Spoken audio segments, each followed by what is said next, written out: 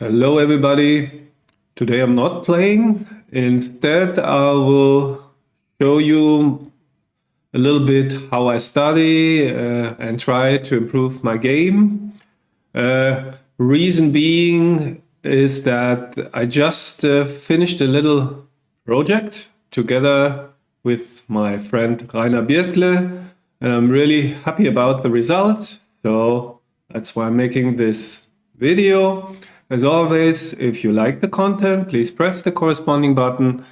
If you're interested in lessons or one of my books, please contact me through my website. So nowadays, I study mainly with Anki learning cards. I also do other things, but this is really the biggest part of my studies. If you don't know what this is, I strongly recommend you to go to Rainer's website, xg2anki.de, and there you will find tutorials, and also you can download some free decks and see if this method works for you. It surely does for me. So for example, I have here some decks from the UBC. You can see all the UBC's finals, I think, are for free, so you can check that out. Then I have theme decks that I created. I think the bar split deck, this one here, that you can download for free and check out. Then my mistakes. So you can see 1,460. I assure you, that's not the harvest of last month. It took quite a while to get all these mistakes. I don't know how many years, but certainly that's a big part of my study, this personalized stuff where I blunder. Okay, but we won't go into that today. Probably never, by the way. And then books, seminars, again, my books as Anki decks, all the positions from the books. Then I have here François Tardieu's book that I bought from Rainer, the positions that is. And then I have here two seminars from Michi. So these ones are also for free, I believe. And then I have these third rule, fourth rule, and fifth rule that I created recently. I expanded this database of early game positions, and you can see all together these are 600 positions. So there are various reasons why I focus so much on early game positions. The most obvious one is probably that every game has to go through this stage, so you will be confronted with these problems all the time, whereas you may play a tournament, a whole tournament, without ever getting into a deep backgammon. But also the positions that you see are still relatively simple, so you can study the concepts with, not easy positions. You will see it can be quite difficult already in the opening, but certainly easier than deeper in the middle game. So you can study these positions in order to draw conclusions for more complicated positions, so use them as a reference. And what is also nice about early game positions, they are usually not defined yet. That means it's not clear whether you have to play offense or defense, or the game is not locked in yet as a mutual holding game, let's say, or that one side is blitzing the other and all that stuff. So you have to choose between different strategic options, and that is due to the undefined state of the games, or of the positions rather. So if you want to study just normally, what I could do is just go into one of these let's say into the third rule deck, or the third rolls, and there are 6 decks, each containing 25 cards. So I could start with the first one and just press study now, and then we are in this quiz mode. However, I rarely do that nowadays. I'm using the browse mode. So click on browse. And the advantage is that you then can choose whatever card you want. You don't need to follow the order that Anki gives you. So, for example, you start with the first position here. You can see 25 cards selected in the top left. You go to preview, and here you have the first position. Let's make it big. And so, third roll decision, you can either slot the 4-point is an option, slotting the bar and bringing one checker down is an option. So you can preview these options by clicking on the move to get a better idea. You can run into the outfield, or you can split to the bar. So now you decide on one of the options and look at the solution. So you can see here, splitting to the bar was correct. Running into the outfield, a close second. And by the way, one thing that Rainer has built in, you see this attention, the best move depends on the match score. So then here on the right, you can see different special scores like DMP, Gammon Safe, and Gammon Go. And indeed, running is best at Gammon Safe, as you can see. So if you want to go to the original position again, you just click here on the solution, or you can just go back to the final position after the best move. And what you also can do, if you want to study further, you can copy the position, you can see here, and then paste it into XG. And what I'm sometimes interested in these opening situations is where did we get here? How did we get here? And you can see this in the XG Anki info, because I mean, it's maybe a bit hard to see. Can you see it at all? Well, anyway, this position is named A314463, and that's just the opening sequence. So all positions are named after the opening sequence. So if you're interested in that, maybe it's not that important, but I really like that. So I only chose positions that came into being after correct decisions by both players. But yeah, this is maybe not as important to you as it is to me.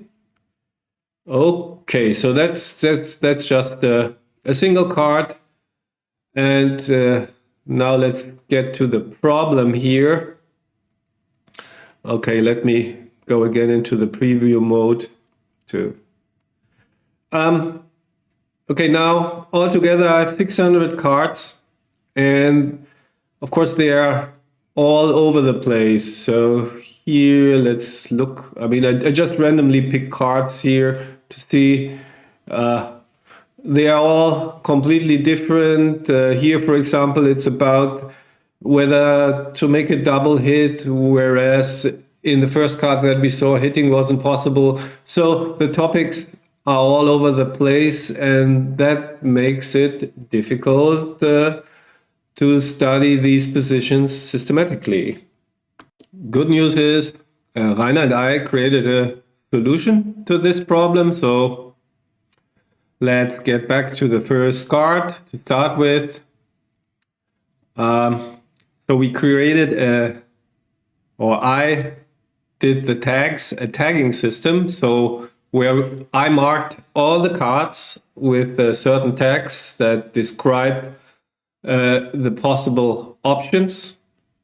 So here you can see hitting, I guess this card. I mean, the first card that we saw, this card there certainly is tagged with split to the bar. Where do we have split bar? Split bar is here.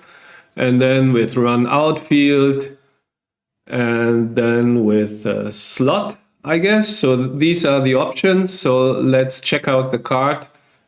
You can see split bar is there, run into the outfield, slot, split in general.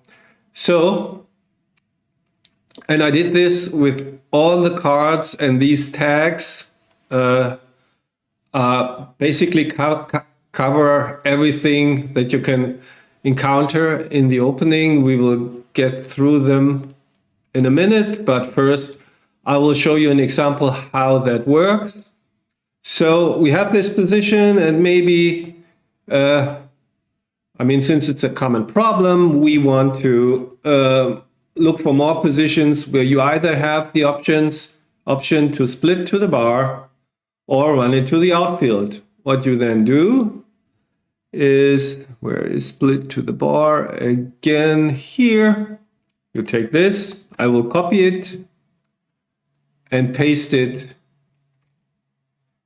here on the top. And we also want to have the option run into the outfield. So I use these two tags, and let's see what happens. So what happens is that now you can see 30 cards, and maybe we browse through some of them so that you can get an impression of what happened. So the first card is of course there, and then you can see the solution, and let's browse a little bit further. Here, next card is on the same subject, and this looks similar, but actually it's different. You can see after 3-1 double fives, you actually slot, or you are supposed to slot with the 6-3. That is well known that against double fives, you don't want to split, and also you don't want to run into the outfield. So you can see, even though I used the filter split to the bar or run into the outfield, it's also can be neither of those and completely different. So the filter doesn't give you a hint. It's just filters so that you, for positions where the tags are an option, that doesn't mean that one of the options is correct. So, and then you can go through, I mean, we can quickly browse through more. So here again, a position where you can split or run into the outfield. However, as you will see, both are wrong, and here you bring two checkers down. So, and you can continue with this, and it's all about the same topic. So now you can systematically study this problem. So if you think that this is a useful filter, you can also save it. So what you do is you go to the top left here to save searches, and now you press save current search, and then you give it a name. So I would call it split bar and run outfield, whatever. So now that filter is saved, and you just can click on this saved filter. So it makes working with this a lot easier. You can see I already had done this and have created some filters for myself. Before we continue, let me walk you through all the tags that I made for the filters. So, I mean, they're more or less self-explanatory. Hit, everything that has to do with hitting, and then it's specified in the opponent's outfield, in your own outfield, hitting loose. So hit loose is the filter for hitting with a blot in your home board on the higher points, 3 or higher. Hit low is everything where you can hit on the ace or deuce. So this includes all these so-called tempo hits. Then hit double, where you put two checkers on the, where you can put two checkers on the roof. Okay, these are all the hits. Then the splits, the small split. The big split is defined as to the 21 or to the 20. And the bar split has its own tag because it happens so often. So split to the 18, of course. And then there is this, what I call the double split. So that is just where you step up with both of your back checkers. Then slotting, I made a distinction between the two different kinds of slots. So the slot, like with an opening to 1, for example, where you slot in front of the opposing checkers. So that slot can be hit, but sometimes the opponent has already escaped the back checkers or has an advanced anchor, and you slot behind the opposing checker. So that means the slot cannot be hit. I call this slot safe. I mean, they are fundamentally different, I think. Then run into the outfield, opponent's outfield, so where you leave a blot, like we see this 6-3. Then run means running to the midpoint or to your own outfield, so mainly run to safety. And then all the points that you can make, the general tag, and so on. Outfield point has a special tag. Bar point also has a special tag. So the bar point means your own point, because the bar point, the opponent's bar point, that would be an anchor for you if you make that point. So then a tag in general where you play safe, like for example, with an opening 4-3, you have the option to play 13-6. So sometimes that's correct, or 13-8, so a completely safe play. Builders, bringing checkers down. Anchor, I could have made sub-tags for the different anchors, but for some reason I didn't. So that's then making the opponent's bar point, 5 point, 4 point, and so on. And then I made two special tags versus 6-6 and versus 5-5, because I felt when the opponent started with the 6-6, these are special positions, and as well when the opponent started with the 5-5. And then the last one is a little bit different, because you can also filter for a specific role. Like, for example, what's really difficult is, for me at least, how to play 3-3 in the opening, because you have so many options, defensive and offensive. So that tag is a little bit longer. Maybe we should try this just to show you. Make this small again. So this in brackets basically says that Anki only looks into positions that belong to the opening decks. So for example, I can do this, copy and paste it here, and then enter. So you can see here on the top left, now I have all the 600 cards from the opening deck selected.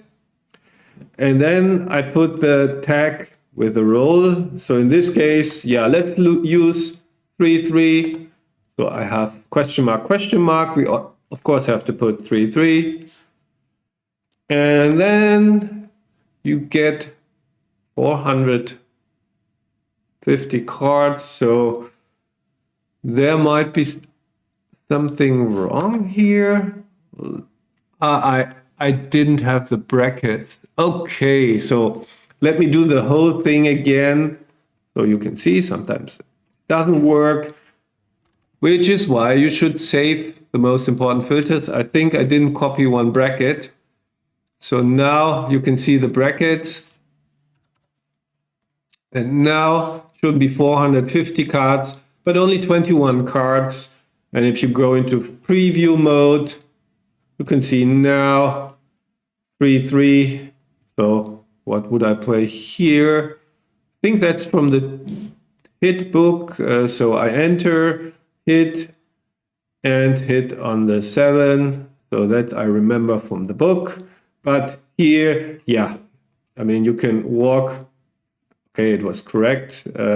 Just to show you. So you can walk through all the 3-3 positions, and maybe you get a better idea what factors determine the correct play. So let's get back to the original filter that we created and saved, split bar or run into the outfield. These are the two options. So now you can also modify a tag. For example, I don't want to restrict the split only to the bar, but I want to see cards where the big split is also possible. For example, you roll a 5-4. Do you split to the 20 or do you play 24-15? And therefore, for that, you can use the or between two tags. So let me show you split. Where is split big? It's right here. So now I add the split big. So if I do it like this, so then it would be just a card where all three options are possible: split bar, split big, and run into the outfield. So probably very few cards are left. So that's not what we want to have. I don't know, just curious how they look. So what would be, yeah, here you can, with the 6-4, you can see you can stay on the 21. So that's the big split to the bar as well, and run into the outfield. So here you make, this is also called a double split. You can also, so you can see there's some overlap. So maybe this is a better example. Yeah, this is much better because here, indeed, you have the big split as an option. No split at all. No, that's the bar split. Okay, sorry. No split at all. Big split to the 21 and run. But yeah, okay, this is not what we wanted to do. We wanted to have the option for both. Either or, no, the or function, not either or, simply or. So then you put brackets around big split and bar and an or in between. So let's see what happens now. And as you would expect, now we got more cards, 44 instead of 30. So I hope, let me check if we can find one of these new cards. Yeah, there. Yeah, that's the card we just saw. That's now also included. So, and if we like this filter better and we don't like the other filter that much anymore, we could now also go to update with current search. So then our filter is now this. And of course, then we would also rename it and call it split bar or split big and run into the outfield or whatever. Okay, so that's the or function. There's also the minus tag. I think that's important too if you want to create good filters. So let's, what can we use? Let's say offensive point and defensive anchor. So now we have 49 cards. where the choice is either to make an offensive point or a defensive anchor. So they look something like this. You can see, make the 5 point, the 20 or the 5 point. So if you are curious what's correct, I think it's going to be the defensive one. So let's see. Yeah, that's correct. But that's not the point. But so if you think, okay, I have studied the 5 point over and over again, I only want to see the problems where you can either make the defensive anchor or an offensive point, but excluding the 5 point. So how are we going to do this? Let's go to the tag list. So then we go to the tag for the 5 point. Insert it here, but then we put a minus in front of it, and we get lucky. We now have all the position where it's about anchor or offensive point, but not including the 5 point. And you can see that looks good. Now it's only 26 cards left, and we can also have a preview how they look. Yeah, here, for example, now it's the defensive 5 anchor, the 20 point, or the offensive 4 point. So 5 point is excluded now. So that's this minus tag. What I did, for example, as a filter, because you can see the hit tags. So there are so many subcategories, but there are positions left that don't fall, that are hitting positions, but don't fall in any categories. So I called this filter hit other. So you can see that's a filter where you can hit, but it's neither of the subfilters. So I have all the minus tags for all the other tags, and now there are like 28 positions left. They look, for example, like this. Here it's about making the ace point with the double sixes. You're curious, we can check. Yes, you do make the ace point. And so they don't fall to that other defined subcategories. So you can also add your personal tags to any card. For example, one card only I tagged with butterfly. Just show you this card. You can see here the butterfly tag. So if you would like to add another tag, you can see you go to the field and you do whatever tag. Maybe it's a card you want to show to your backgammon coach or whatever. You name it ABC. You can do whatever you like, and then that tag is also added. But I won't add another tag here. Actually, this was what I was doing. I went through all 600 opening cards and saw which tags could apply. But then I had other personal cards like the exclamation mark that you can see here. So that's a position of special interest to me. But these, when you download the deck, you won't get these exclamation marks or butterflies, only the tags from the list. This is what I did after for my personal use. I just wanted to show you the butterfly card. So most of you probably know the concept of the butterfly anchor. That the name comes. Michi invented this name in his book Checker Strategy, and basically butterfly anchor is the 22 anchor, and it's called like that because very early in the game you actually want to make it, and then in the later stages you look for any excuse to leave it. I mean, that's a bit simplified, but yeah. And what caught my attention during my research, this position is the sequence was opponent rolls for 3, makes the 4 point, then re-roll double deuces, make the butterfly anchor, and the 4 point, that's correct. Opponents replies with a 3-1, and splits to the 20. And now we have a 6-5 to play.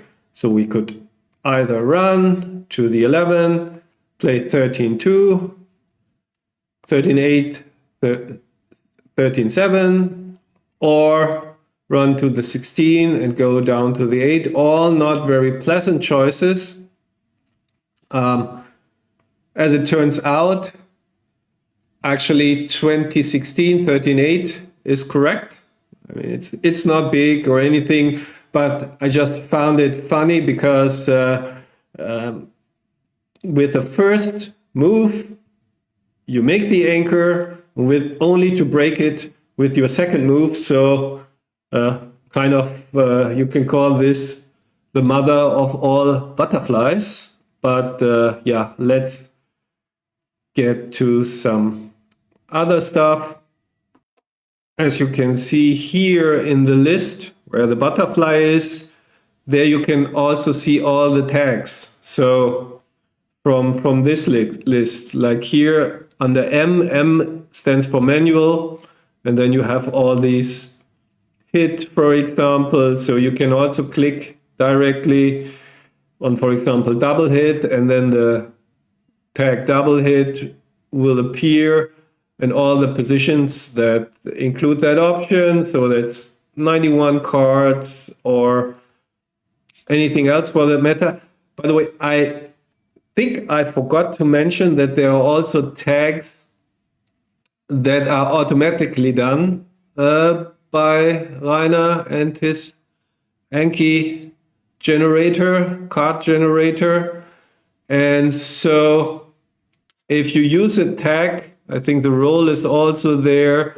Let me browse down. Oh, there are so many. Wow. Role. Yeah, the role is also there. You can see here role 1-1. So when you have one of these tags that are generated, you should make sure that you are within the opening decks.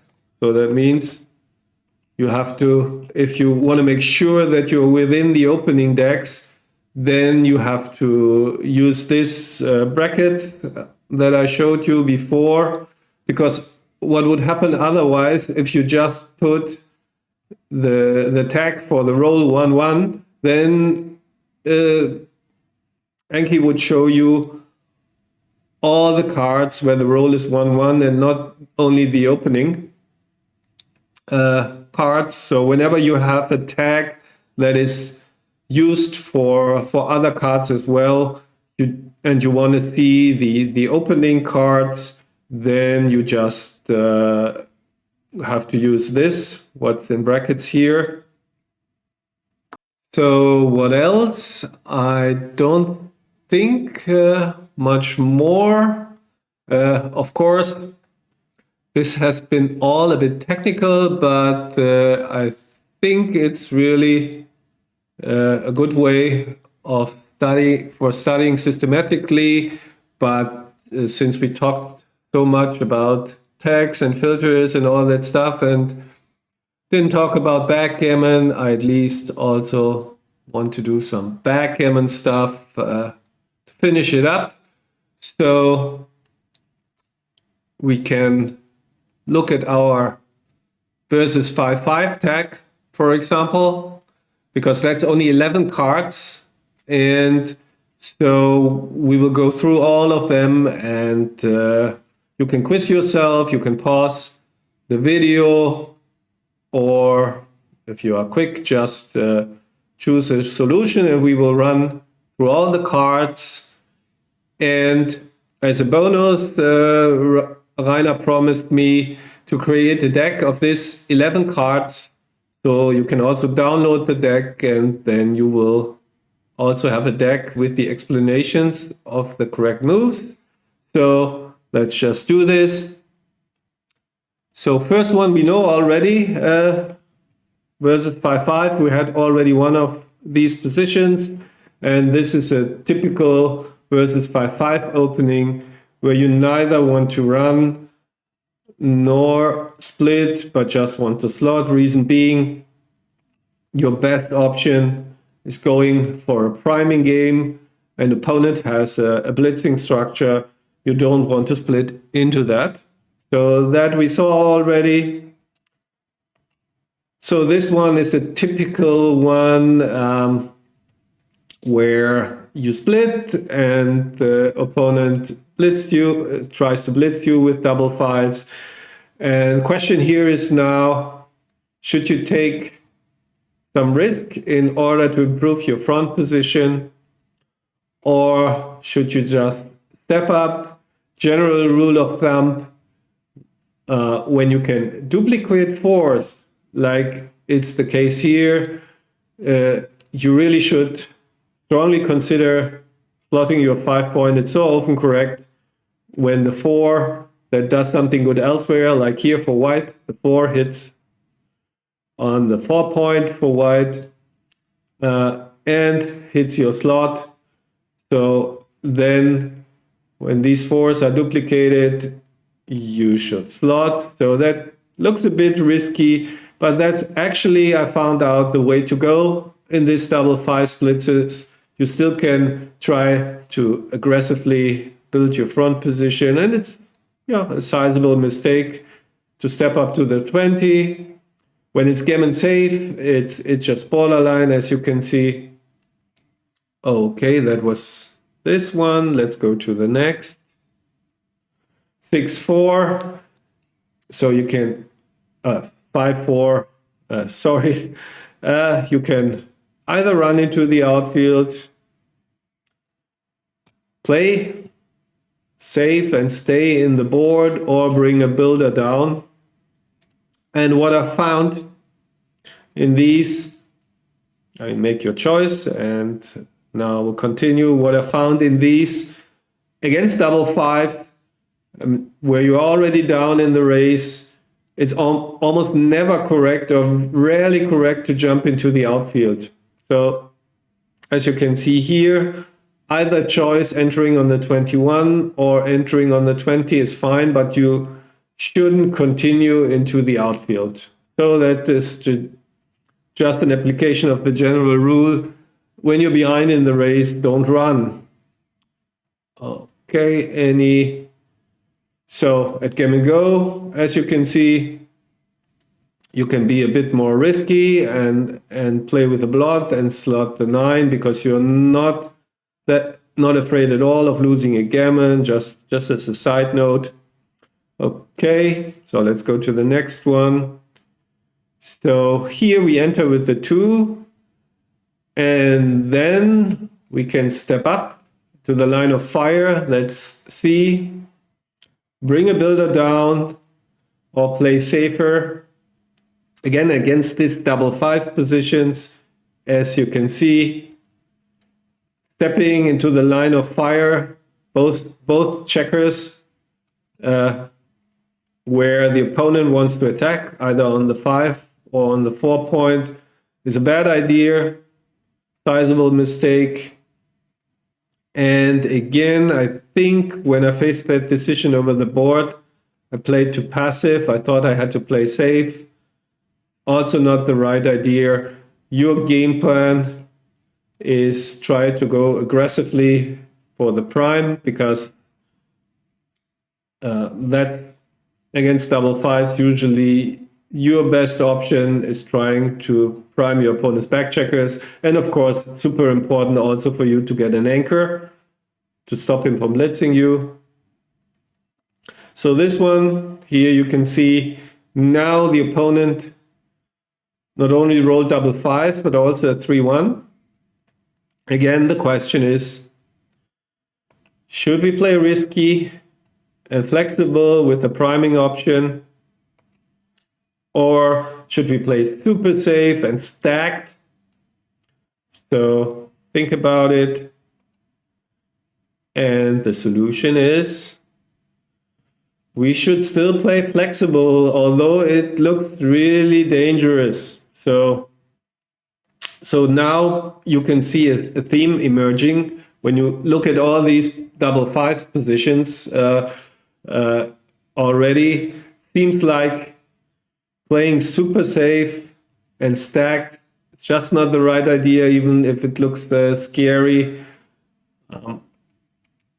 It just, you have to hope it doesn't hit you, and then you can make a priming point and go from there, or make an anchor, and then you're actually in good shape.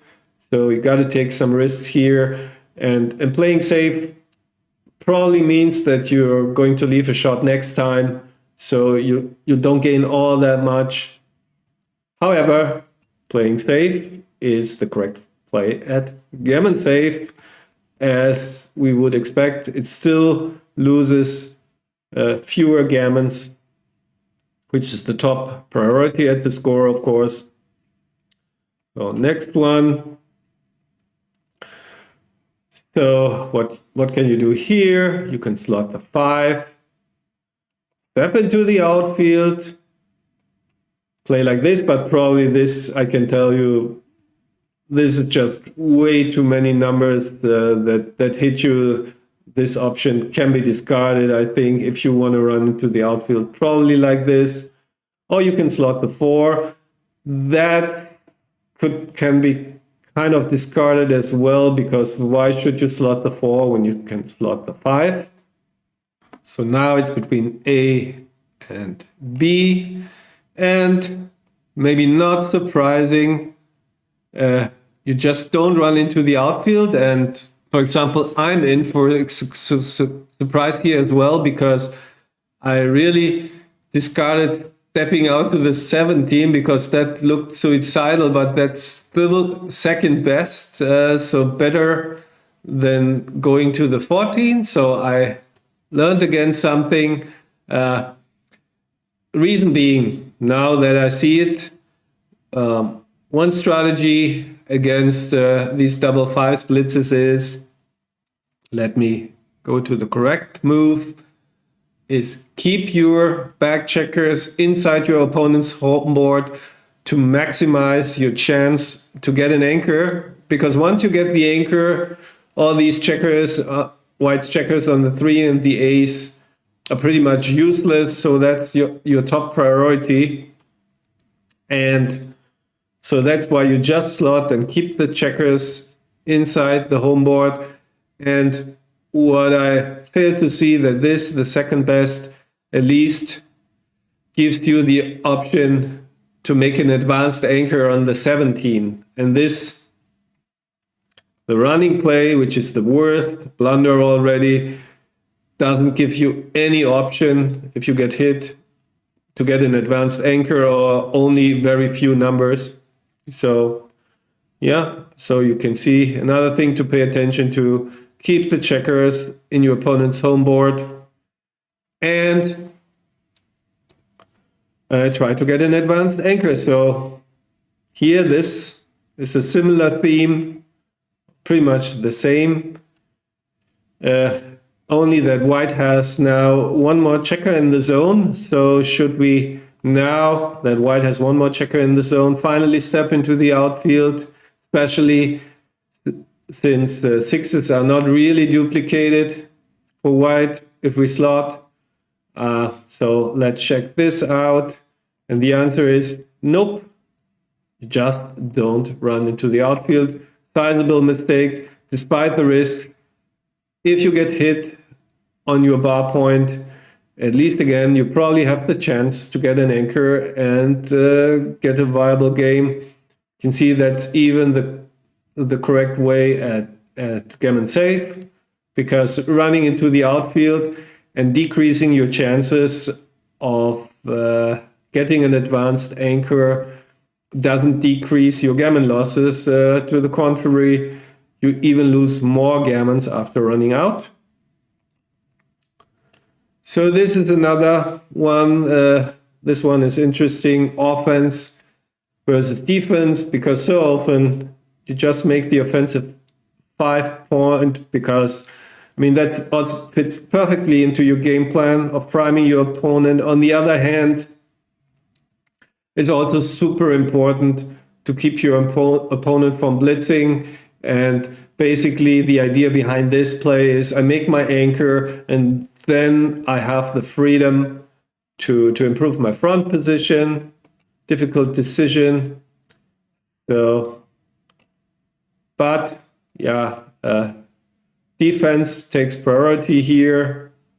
However, as you can see, you do this only because it really reduces your gammon losses. It's just 10 percentage points almost fewer gammon losses. And when you don't care about gammons, like at DMP, you can make the aggressive play, or you should make the aggressive play, and even more so at Gammon Go, because making your own 5-point also wins you more gammons. So these are the adjustments.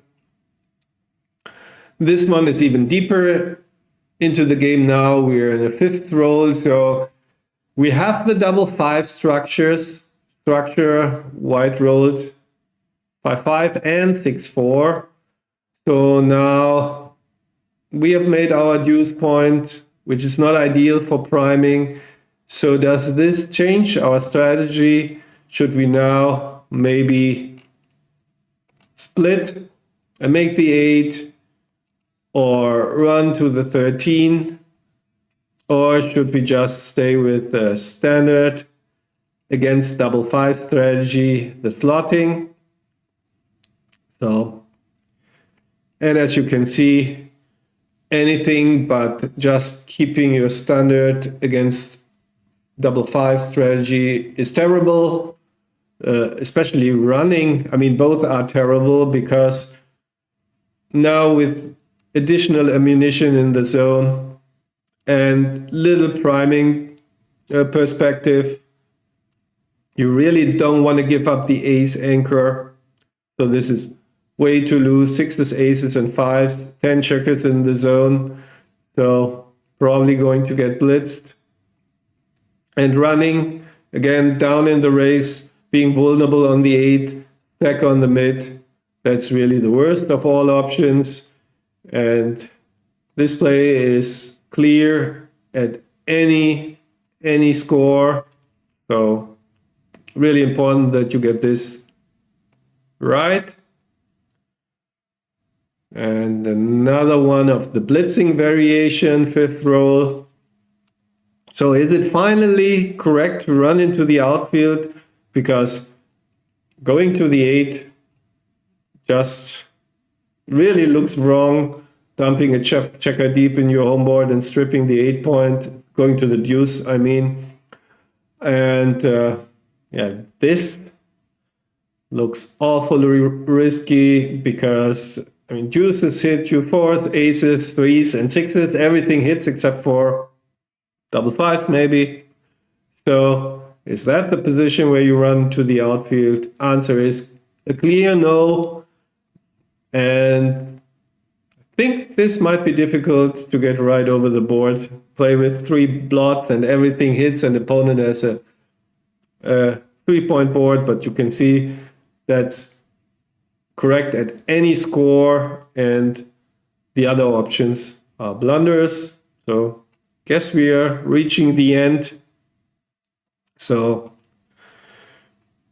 now, after running, we have the chance to escape with all our back checkers. So we only have 1 checker back. And actually the race is close to even. So alternative would be to slot and make the 11. So is this maybe finally the position where you run and try to race this home? And nope. Running again is a big blunder. I find this really surprising because that it's so big, because it just looks, I mean, to me it looks intuitive to just get your checkers home and then try to prime your opponent. But the problem is when you get hit, so you're really in bad shape. So 2-1, 3s, 6-4, quite a few numbers. And this play works. You are really in a dominating position. So if opponents roll something bad like 5-3, then you have a very good game.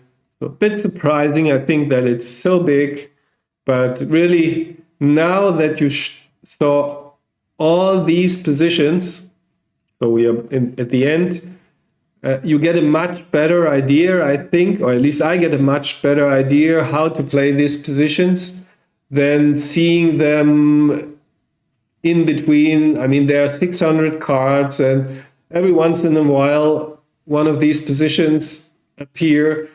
So I think it really helps for systematic study to use filters and create your own filters, maybe. So yeah, can really recommend that. Again, remember that you also can download this deck for free, the 11 double fives positions, from Rainer's website. Here you can see it, xg2 Anki.de. There's also a link below the video when it's posted. Yeah, so that was it. Yeah, I hope you like this different format and gave you that the video gave you some ideas of studying backgammon more systematically. Anyway, next video probably will be a match, a commentated match again. Until then, take care. Bye-bye.